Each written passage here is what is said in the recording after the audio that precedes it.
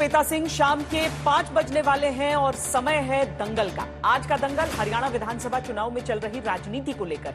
चुनाव प्रचार का आखिरी 2 दिन अब बाकी हैं और इस आखिरी दौर के प्रचार में चुनावी हमले पूरी हाइट पर हैं। आज राहुल गांधी ने गरीबों किसानों के मुद्दे पर बीजेपी पर हमला बोला। प्रियंका गांधी वाड्रा ने महिला सुरक्षा के मोर्चे पर वार किए, लेकिन जोरदार सियासत जात की बात पर हो रही, क्योंकि कांग्रेस के नेता और मुख्यमंत्री पद की दावेदारी कर रहे रणदीप सिंह सुरजेवाला की तरफ से उत्तर प्रदेश में हो रहे एनकाउंटरों में ब्राह्मणों को मार मारकर योगी का कद बड़ा करने का आरोप है। बीजेपी पलटवार कर रही है कि मुसलमानों के लिए जान देने वाली कांग्रेस को चुनाव से ऐन पहले ब्राह्मण कैसे याद आ रहे हैं। वैसे कहां की ईंट कहां का रोड़ा जोड़कर सुरजेवाला ने जो ब्राह्मण सियासत का कुनबा जोड़ने की कोशिश की है, उसी मुद्दे को लेकर आज के दंगल में हम चर्चा करने वाले हैं, क्योंकि आंकड़े कुछ और कहते हैं, सियासत कुछ और। सुरजेवाला ब्राह्मणों पर अत्याचार की बात भले छेड़ रहे हों, लेकिन गौर करने की बात यह भी है कि इस बार के चुनाव में कांग्रेस ने 5 ही ब्राह्मणों को टिकट दिया है। बीजेपी ने 11 ब्राह्मण उम्मीदवार उतारे हैं।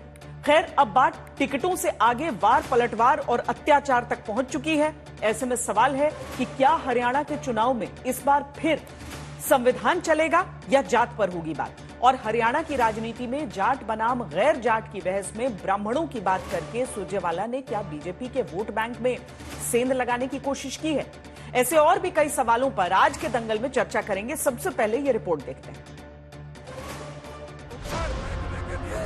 आप सब एक बजाया, बहुत बहुत धन्यवाद।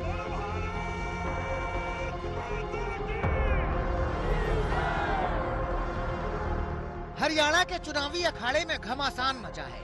आखिरी 2 दिन बचे हैं। राहुल से लेकर प्रियंका तक, हुड्डा से लेकर सुरजेवाला तक बयानों की बौछार है, तो दूसरी तरफ पीएम से लेकर अमित शाह तक, सीएम से लेकर योगी आदित्यनाथ तक कांग्रेस पर प्रहार है।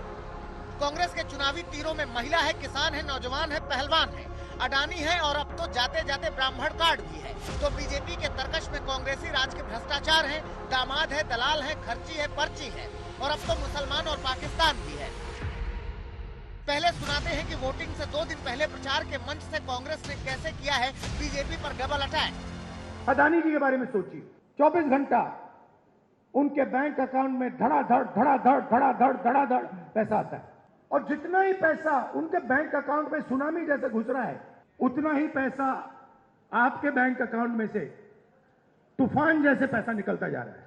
10 सालों में किसानों की सुनवाई क्यों नहीं हुई? नौजवानों की सुनवाई क्यों नहीं हुई? जवानों की, पहलवानों की सुनवाई क्यों नहीं हुई? महिलाओं की सुनवाई क्यों नहीं की? पापा पापा पापा पापा वापस आओ। पापा मुस्कुरा रहा है, मैंने देखा। ये मुस्कुराना नहीं चाहता, ये रोना चाहता है, क्योंकि उसके जेब में से हर रोज पैसा निकाला जाता है। जो एमएसपी है 24 आपके जो उपज है उन पे दे रहे हैं, इनमें से तो 10 आप उगाते ही नहीं है। यहाँ आपके साथ विश्वासघात हुआ। एक तरफ कांग्रेस पार्टी बीजेपी से 10 साल का हिसाब मांग रही है, दूसरी तरफ सत्ता की उम्मीद में सियासत बागी होने को उतारू है। चुनाव की गरज ऐसी है कि राहुल को हाथ में हाथ थाम कर बताना पड़ रहा है कि सब साथ साथ है। और इस एकता मंच पर जो नहीं पहुंच पाए, उन्होंने आखिरी दौर में अपनी चुनावी पोटली से निकाल ली है जात की बात। कहां गया बीजेपी का पूरा उत्तर प्रदेश का ब्राह्मण नेतृत्व?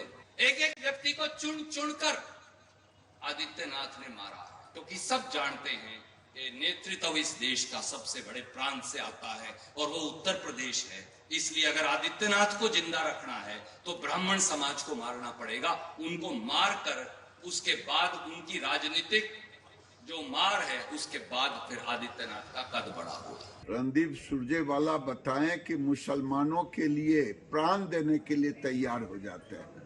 आज कहां से याद आ गया ब्राह्मण, हिंदू, ये वोट के खातिर ये किसी भी कीमत पर अपने चेहरे को बदल सकते हैं गिरगिट से जाकर। बीजेपी कांग्रेस के बीच चाहे धर्म जात की जो चुनावी बिसात बिछाई जा रही है, उसके पीछे भी जात से जीत की वही पुरानी बात है। वैसे ब्राह्मणों को लेकर रणदीप सिंह सुरजेवाला ने बीजेपी पर जो हमले किए हैं, उसके उलट एक आंकड़ा ये भी है कि हरियाणा की 8% आबादी वाले ब्राह्मण मतदाताओं के प्रतिनिधित्व के नाम पर बीजेपी ने 11 ब्राह्मणों को उतारा है, तो कांग्रेस ने सिर्फ 5 ब्राह्मणों को उतारा है। दरअसल हरियाणा में कांग्रेस हमेशा से जाट केंद्रित राजनीति करती रही है, जबकि बीजेपी ने वहां गैर जाट राजनीति को बढ़ावा दिया है। मिसाल के तौर पर देखें तो यही वजह लगती है कि 9% आबादी वाले पंजाबी खत्रियों को बीजेपी ने 11 सीटों से उतारा है, जबकि कांग्रेस ने सिर्फ 6 टिकट दिए हैं। वैसे कांग्रेस के पास जाट वोट बैंक की ताकत का भरोसा रहा है, जिसमें हरियाणा के 27% जाट अकेले 37 सीटों के फैसले बदलने की क्षमता रखते हैं। यही वजह है कि बीजेपी ने 15 जाट उम्मीदवार उतारे हैं तो कांग्रेस ने 28। अब देखना होगा कि चुनाव प्रचार के आखिरी 2 दिनों में जात की यह बात कहां तक पहुंचती है, या फिर इन सब चुनावी चकल्लत से हटकर हरियाणा के वोटर विकास के मुद्दे पर वोट करते हैं। आज तक ब्यूरो। छोटा सा राज्य है, लेकिन चाहे जवान हो, किसान हो, पहलवान यानी खिलाड़ी हो, सब में योगदान इस क्षेत्र का बड़ा रहता है। लेकिन फिर भी जय जाति क्यों हो जा रही है, जय मजहब क्यों है यहां पर जब चुनाव प्रचार की बारी आती है? हम एक एक करके दंगल के सभी मेहमानों से आपका परिचय करा देते हैं। भारतीय जनता पार्टी के प्रवक्ता राजीव जेटली हमारे साथ जुड़ रहे हैं, कांग्रेस पार्टी की प्रवक्ता महिमा सिंह हमारे साथ जुड़ रही हैं, राजेश गुप्ता आम आदमी पार्टी के प्रवक्ता हैं, प्रतीक सोम वकील हैं, स्पोक्सपर्सन हैं जेजेपी के, और आशुतोष जो कि एक राजनीतिक विश्लेषक के तौर पर हमारे साथ जुड़ रहे हैं। महिमा जी, सबसे पहले चूंकि एक कांग्रेस नेता के बयान के कारण हम इस चर्चा को कर रहे हैं आज, सबसे पहले मैं आपकी बात सुनना चाहती हूं।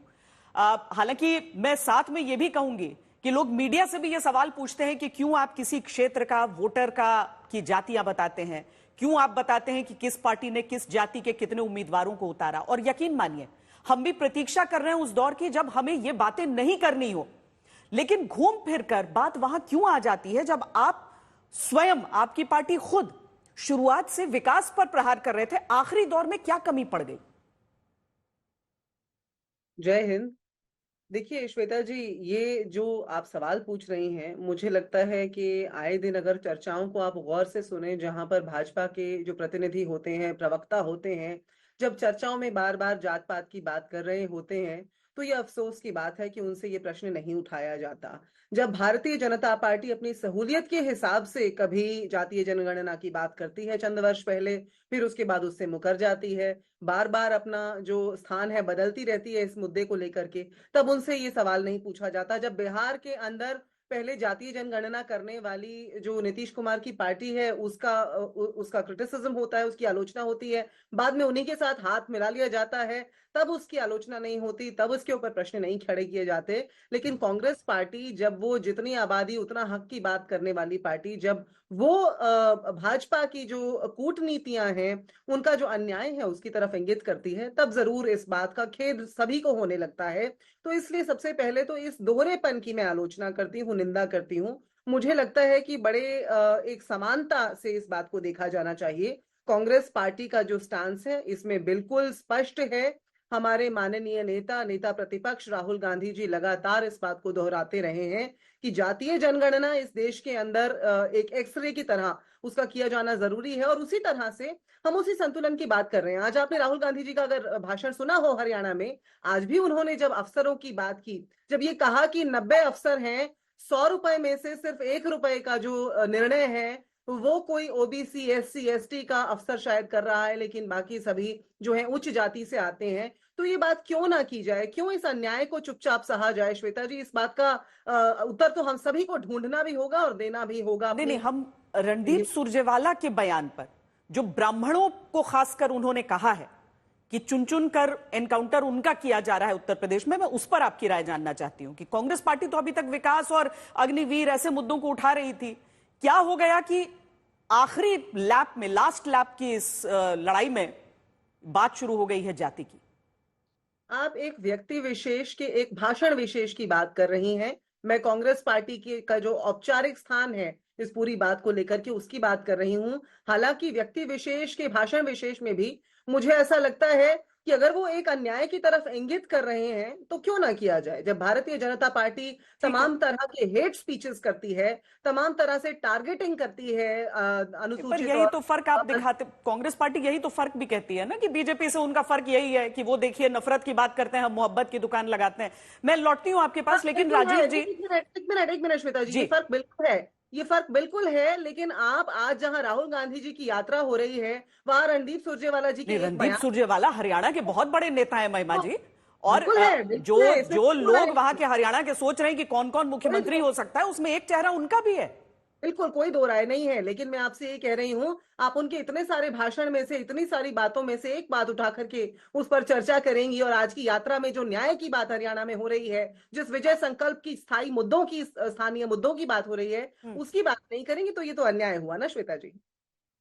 नहीं ठीक है, देखिए चर्चा तो हम सारी बातों को, सारे बयानों को सुनाते हैं, लेकिन उसमें जिस बयान पर पलटकर आपके सामने वाली पार्टी जवाब देती है ना, तो चर्चा उस पर बन जाती है, क्योंकि सारे लोग उसकी चर्चा करने लगते हैं। आपकी बात भी सही है, हम राहुल गांधी की भी बात सुना रहे हैं और अपनी रिपोर्ट में भी हमने सुनाई कि राहुल गांधी ने क्या कहा है। लेकिन राजीव जेटली जी, अचानक आपका फ्रेम इस समय ब्लैक हो गया है, मैं आपके पास आती हूं। उससे पहले हम अपने अगले मेहमान के पास, और शुरुआती एक एक टिप्पणी हम सबसे लेते हैं। राजेश गुप्ता जी आम आदमी पार्टी की तरफ से हमारे साथ हैं।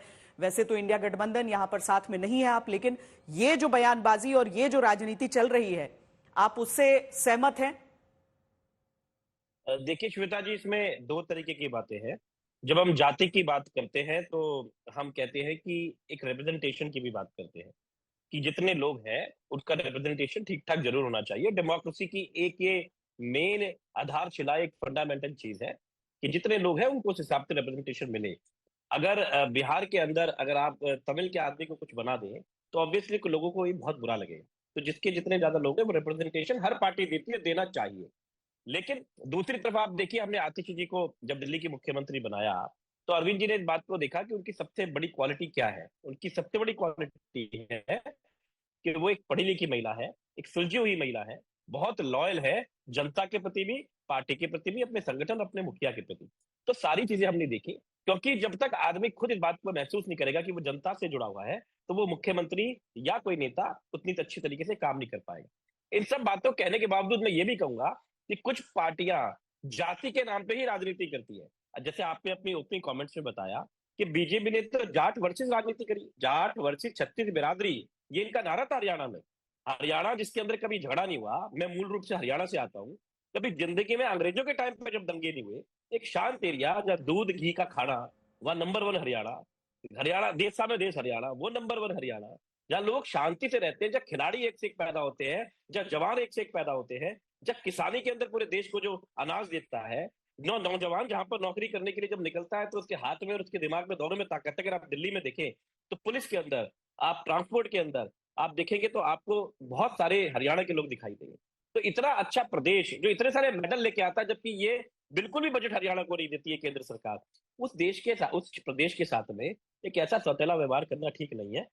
मुझे लगता है बीजेपी इस बार बहुत बड़ी कीमत इस बात की चुकाने जा रही है कि हरियाणा के अंदर जो जाति पाति का झगड़ा इन्होंने करवाया, उसकी एक बहुत बड़ी कीमत बीजेपी इस बार हरियाणा में चुकाने जा रही है। कोई बहुत बड़ी बात ना हो कि 2010 से पहले का जो उनका आंकड़ा रहता था कि 10 भी पार नहीं कर पाते थे, इस बार भी मुझे ऐसा लगता है कि 10 भी पार नहीं कर पाएंगे। चलिए, राजीव जेटली जी सीधा आरोप आप पर लगा रहे हैं कि ये जाति की राजनीति तो बीजेपी ने शुरू की, जाट वर्सेस नॉन जाट करके।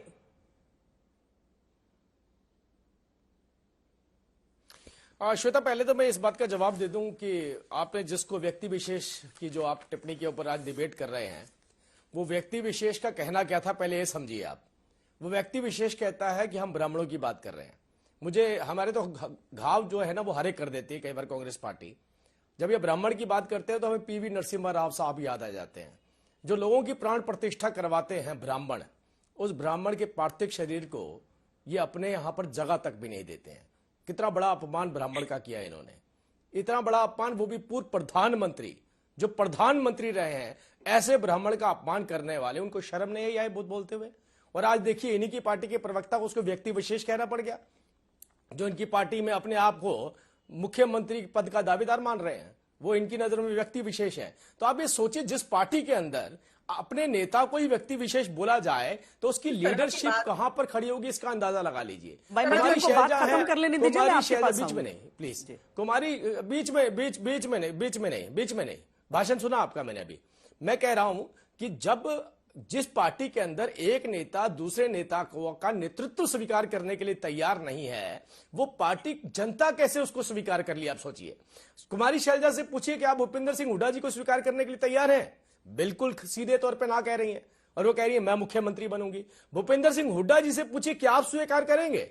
वो मना कर देते हैं। और तीसरा जो सा नेता अपने आप को मुख्यमंत्री का दावेदार मानता है, उसको इनके प्रवक्ता इन्हीं व्यक्ति विशेष बता दिया, एक बार भी नाम नहीं लिया अभी तक। तो आप ये सोचिए, जिस पार्टी के अंदर नेताओं का ही कैरेक्टर ना हो, जिनका अपना खुद का कैरेक्टर ना हो, जनता उनके ऊपर कैसे विश्वास करेगी? अब ब्राह्मण की बात कर रहे हैं, बताइए। मैंने तो पहले ही बोला आपको, सबसे ज्यादा अपमानित अगर ब्राह्मण हुआ है तो कहां हुआ है? हम पर तो इल्जाम लगाते थे ना कि ब्राह्मणों की पार्टी है ये। अब हमने जब दिखा दिया कि हम दलितों की पार्टी है, हम ओबीसी की पार्टी है, हम ब्राह्मण की पार्टी है, हम राजपूत की पार्टी है, इस देश में रहने वाले हर व्यक्ति की पार्टी है, उस वक्त पे ये कह रहे हैं कि ब्राह्मणों का अपमान हो रहा है। इसलिए कहा कि कई बार तोल मोल के बोला करिए। अरे हमें पीवी नरसिम्हा राव साहब बार बार याद आते हैं। शायद हमने आज 1-1.5 साल के बाद ये टिप्पणी की दोबारा से करने की हमारे को नौबत आई है, क्योंकि ब्राह्मण के अपमान के ऊपर चर्चा हो रही है। अरे भाई, भारतीय जनता पार्टी हरियाणा की रगों में बसती है। हरियाणा की जनता की जरूरत है, सुरक्षा की जरूरत है, कुमारी शैलजा की सुरक्षा की जरूरत है। आपके पूर्व प्रदेश अध्यक्ष को सुरक्षा हमने दी, जब उनकी गर्दन तोड़ी तब हम ही थे अस्पताल में पहुंचने वाले। आप बताइए, अभी तक तो कुमारी शैलजा जब कोप भवन में बैठी थी तब भी इनको कोई पूछने के लिए नहीं गया। आज राहुल गांधी को नौबत यह आ गई, 2 हाथों को जोड़ करके बीच में निकलना पड़ा कुमारी शैलजा और भूपेंद्र सिंह हुड्डा जी को। पिक्चर को दोबारा से वीडियो को चला करके देखिए, कुमारी शैलजा हाथ झटक रही हैं अपना। हालांकि राजीव जी अगर मुख्यमंत्री के चेहरे कितने हैं और दावेदार कितने हैं, तो मुझे लगता है कि दोनों तरफ से आप लोग आराम से उंगली एक दूसरे के ऊपर उठा पाएंगे, क्योंकि दोनों तरफ ऐसी महत्वाकांक्षा वाली चीज तो रहेगी। महिमा जी, आप जवाब दीजिएगा, लेकिन पहले मैं बाकी मेहमानों को भी एक बार जोड़ लूं। प्रतीक सोम जी, इस बात को बिना अनुत्तरित जाने देना अच्छा नहीं, फिर आप कोई ऐसी बात बोलेंगे कि उनको जवाब देना होगा, फिर तो आप ही दोनों के बीच डिबेट हो जाएगा। एक बार सबकी बात सुन लेते हैं, फिर आप वापस अपनी बात रखिएगा, समय है अभी। प्रतीक सोम जी, हालांकि गठबंधन चाहे आपकी पार्टी का हो, जहां पर हम जेजेपी को, हम चंद्रशेखर की पार्टी के साथ हम देखते हैं जातियों का संतुलन बनाने की कोशिश, जाट वर्सेस गैर जाट की राजनीति हरियाणा में, आखिरी दौर आते आते ब्राह्मणों की बात कर देना, योगी आदित्यनाथ ने भी मंच से बहुत चुभती हुई बातें कह दी हैं। ये सारी चीजें किस तरफ जा रही हैं इस समय?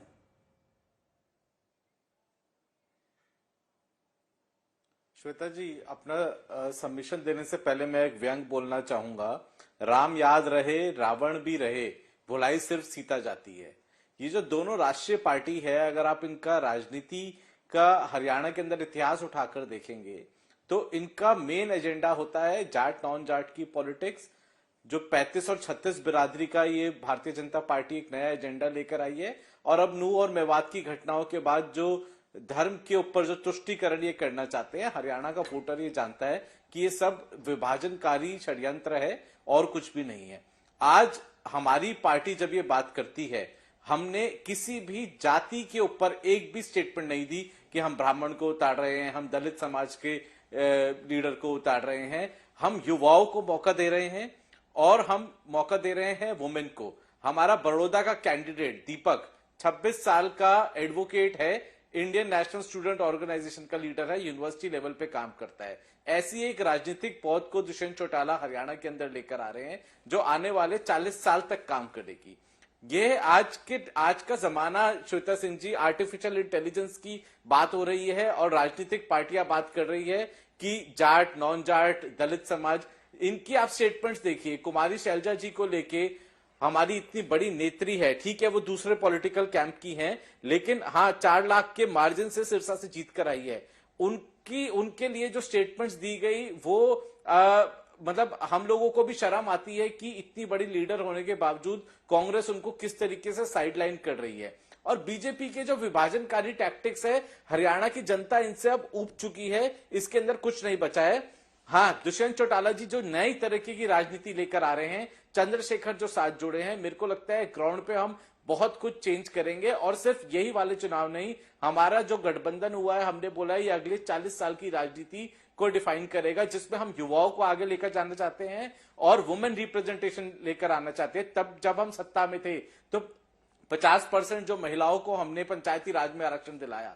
आप आज ग्राउंड पे जाके देखिए, सरपंच जो हैं वो महिलाएं हैं। क्यों हैं? 50% वुमेन को रिजर्वेशन दुष्यंत चौटाला लेकर आए। जो आज बेरोजगारी का सबसे बड़ा इशू है हरियाणा के अंदर, उस पर कोई बात नहीं कर रहा। जाट, नॉन जाट, दलित, इन सब चीजों की बात हो रही है। आप बताइए ना कि 75% रोजगार बिल कौन लेकर आया हरियाणा के अंदर? इस तरह की इनोवेटिव थिंकिंग चाहिए। जमाना बदल रहा है, लेकिन बहुत दुर्भाग्यपूर्ण है कि ये राजनीतिक पार्टियां सिर्फ और सिर्फ जाति के ऊपर लोगों के वोट मांगते हैं और जब सत्ता में आते हैं तो कोई काम नहीं करते। ठीक है, क्या जमाना बदल रहा है, राजनीति बदलेगी या नहीं बदलेगी? आशुतोष जी, आपसे भी एक टिप्पणी मैं लेना चाहती हूं, क्योंकि एक तरफ हम ये भी देखें कि योगी आदित्यनाथ हरियाणा में आज जमकर प्रचार कर रहे थे, उनकी तरफ से भी बहुत बातें कही जा रही थी। क्या हम ये समझें कि रणदीप सुरजेवाला की जो टिप्पणी आई है वो खासकर जाति को उठाते हुए, ब्राह्मण की बात करते हुए है, या फिर केवल इसीलिए क्योंकि योगी आदित्यनाथ भी प्रचार कर रहे हैं और प्रचार के मंचों से ऐसी बातें बोल रहे हैं कि कांग्रेस पार्टी जवाब देते देते इस एरिया में भी एक तरीके से पहुंच गई? देखिए श्वेता जी, पहले तो ये सारे राजनीतिक पार्टियों को अपने दिल पर हाथ रख कर कहना चाहिए कि वो जातिवाद की राजनीति नहीं। हकीकत है कि सारी राजनीतिक पार्टियां जातिवाद की राजनीति करती हैं और कोई भी ऐसी कॉन्स्टिट्यूएंसी नहीं होगी जहां किसी को टिकट देने के पहले जाति का आंकड़ा और समीकरण नहीं बिठाया जाता। जो राजनीतिक पार्टी ये कहती है कि वो जाति की राजनीति नहीं करती, जो राजनीतिक पार्टी ये कहती है कि वो कॉन्स्टिट्यूएंसी में टिकट देने के पहले जाति का समीकरण नहीं बैठाती, वो या तो झूठ बोलती है या लोगों को मूर्ख समझती है। इसलिए इस मुगालते में किसी को नहीं रहना चाहिए।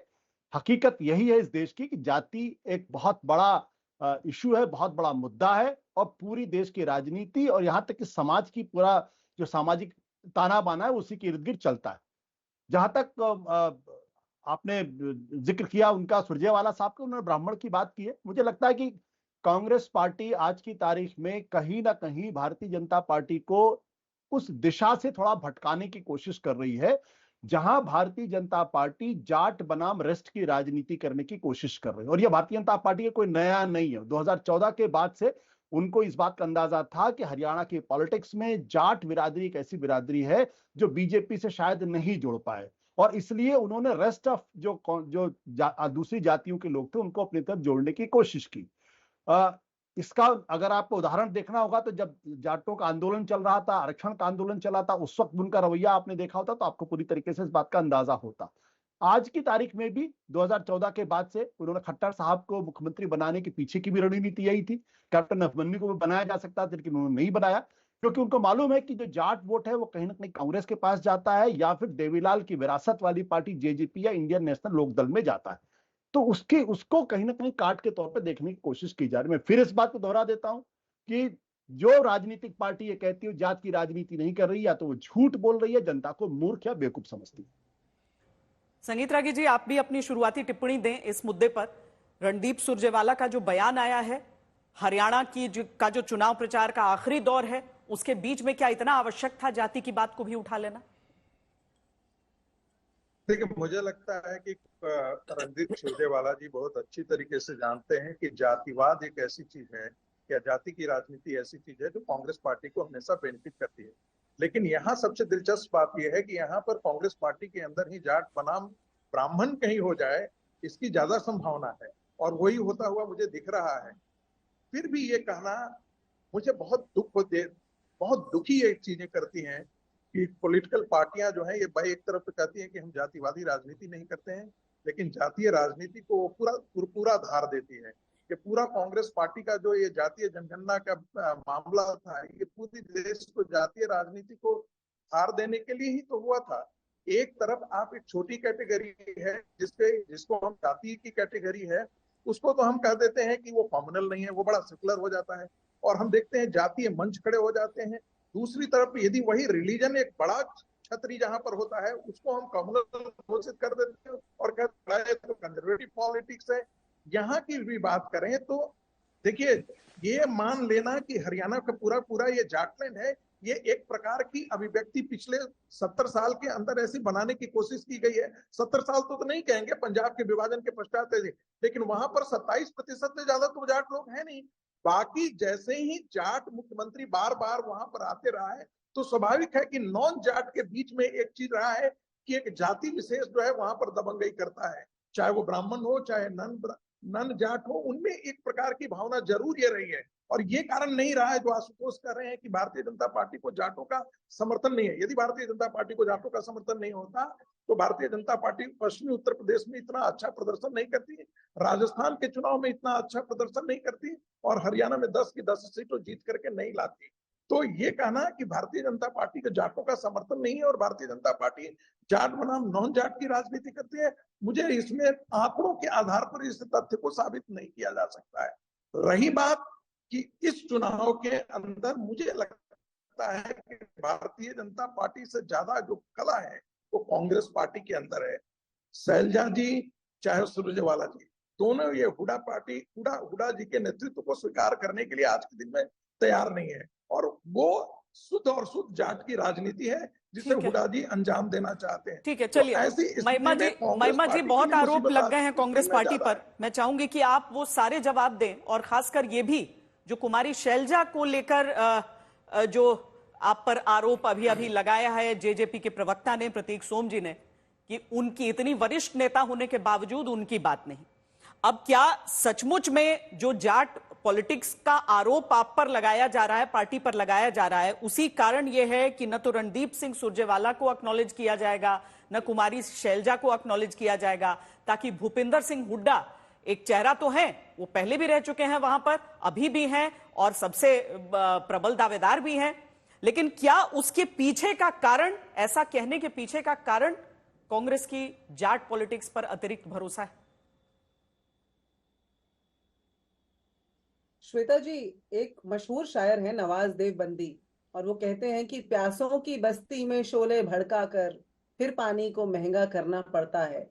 यही काम भारतीय जनता पार्टी ने किया है, और यही काम उनके साथ जो जुड़ के सरकार बनाई थी ना, हरियाणा की जनता के पीठ में छुरा घोंप के जजपा, जो अब 1% से भी कम में सिमट कर रह गई लोकसभा चुनाव के नतीजों को देखिए तो नैना चौटाला को अपने जो है जमानत बचाने के लाले पड़ गए। तो इसलिए पहली बात तो जजपा का जो आप प्रश्न मुझसे पूछ रही हैं, मैं समझती नहीं कि आपके समय, आपके शो का इतना कीमती समय, जो जनता का कीमती समय, उसे जाया किया जाए ऐसी पार्टी के ओछे आरोपों पर जवाब देकर के।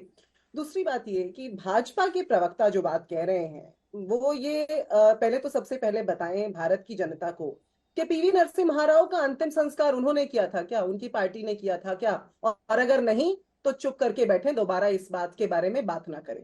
दूसरी बात यह है कि इन्होंने बड़ी सारी बातें की, इन्होंने अंतर कलह की बातें की, और इनके साथियों ने भी जो आपके शो पर दूसरे दूसरे नामों से आए हुए हैं, संगीत रागी जी जिनका भाजपा समर्थन सबको पता है, तो ये जब बात कर रहे हैं अंतर कलह की, तो सबसे पहले इनसे पूछा जाए कि नड्डा जी की रैली हुई, वहां राव इंद्रजीत क्यों नहीं दिखे, रामविलास शर्मा क्यों नहीं दिखे, मनोहर लाल खट्टर जो कि फेसलेस सीएम, फेसलेस गवर्नमेंट की बात करते थे, आज उनको चेहरा क्यों छुपाना पड़ रहा है, क्यों हरियाणा के अंदर नहीं आ पा रहे हैं? ये जाट आंदोलन कराने वाली पार्टी, ये नू मेवात के अंदर सांप्रदायिकता के दंगे करवाने वाली पार्टी, ये दूध दही के क्षेत्र को रक्तपात का क्षेत्र बनाने वाली पार्टी कौन से मुंह से कांग्रेस से सवाल करती है?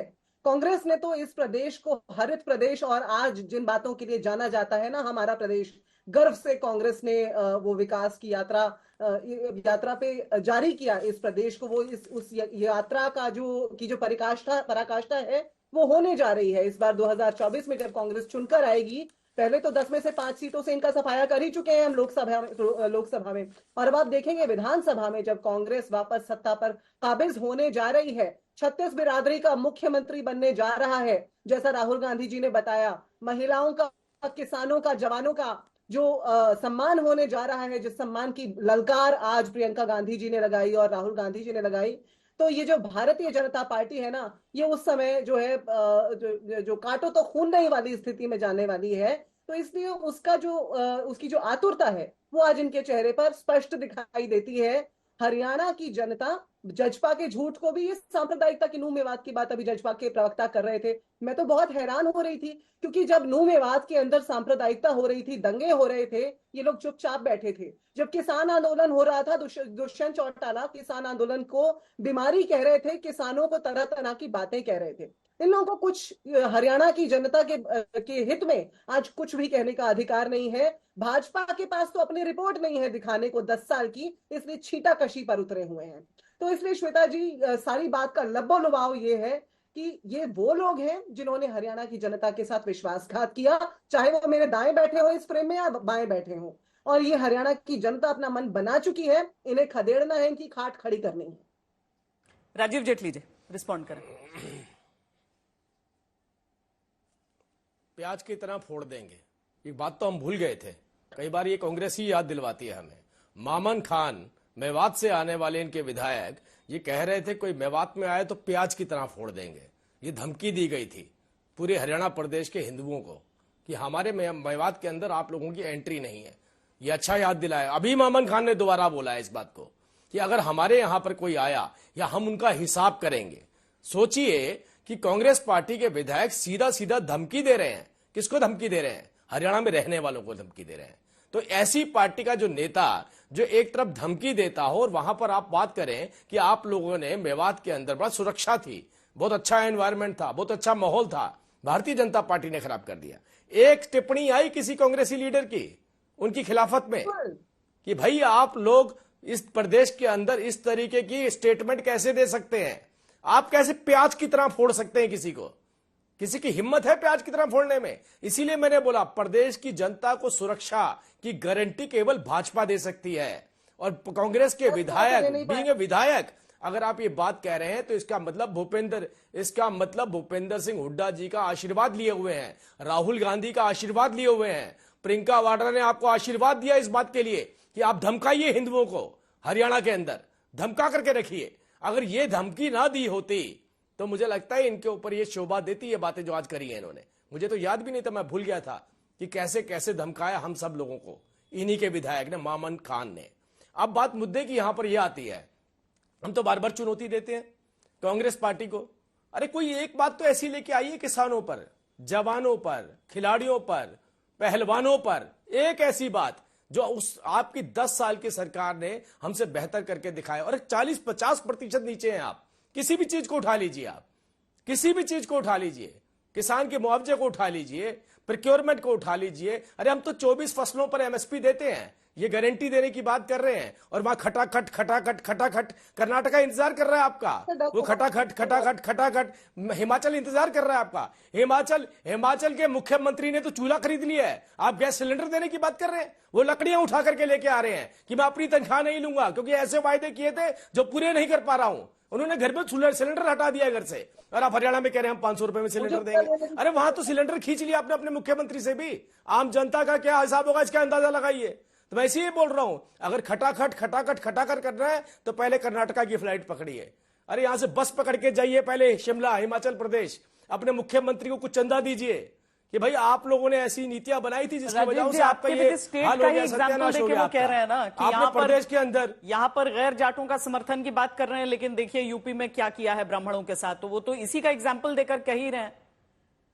ये वाली बातें जो आप लोग संविधान के मुद्दे पर घिर गए हम तो लोकसभा चुनावों में, यहां पर क्या आप घेर पा रहे हैं कांग्रेस को कि वो वादे कर रहे हैं और पूरा नहीं कर पा रहे हैं? क्योंकि मंचों पर ज्यादातर बातें तो इससे जुड़ी हुई सुनाई देती नहीं है। देखिए हमारी जरूरत नहीं है हमें ये बातें बोलने के लिए। मैं आपको बता रहा हूं कि प्रदेश के अंदर हम खर्ची पर्ची बोलते हैं ना, वो खर्ची पर्ची का मतलब क्या है?